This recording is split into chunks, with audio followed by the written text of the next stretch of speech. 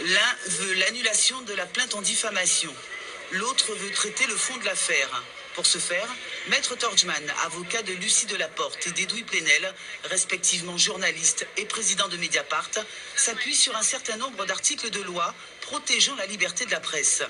Maître Edmond Mariette, défenseur de Kinville au Gosset et de Fred Célimène, tous deux professeurs à l'UAG, n'en démord pas. Selon lui, la presse est libre, certes, mais jusqu'à une certaine limite. En démocratie, la liberté de la presse doit toujours être respectée. Sauf que il y a des bornes, comme dans toute liberté. La presse ne peut pas écrire n'importe quoi. Je vous prends un seul exemple. Dans l'article de Mediapart, il y a une difficulté sur une homonymie d'un professeur. Le journaliste qui mène une enquête avec prudence, qu'est-ce qu'il fait? Il commence par vérifier la liste des professeurs qui sont affectés au Cérémia et il verra que quand on dit Paul, il ne s'agit pas de Joseph. Et l'erreur à ce moment-là n'aurait pas été commise. Durant l'audience, Maître Torgman évoque des erreurs du tribunal quant aux références d'articles cités pour la comparution de ses clients.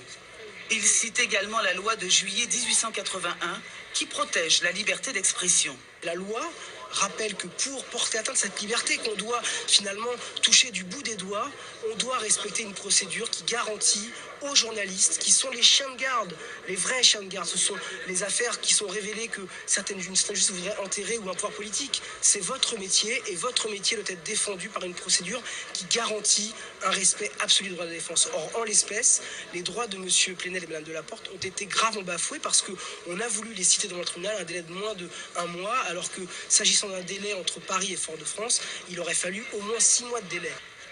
La décision d'annuler ou de poursuivre cette affaire sera rendue en délibéré le 4 février prochain. Rappelons que le fond même de cette affaire de détournement de fonds publics du Cérémia fait toujours l'objet d'enquêtes judiciaires.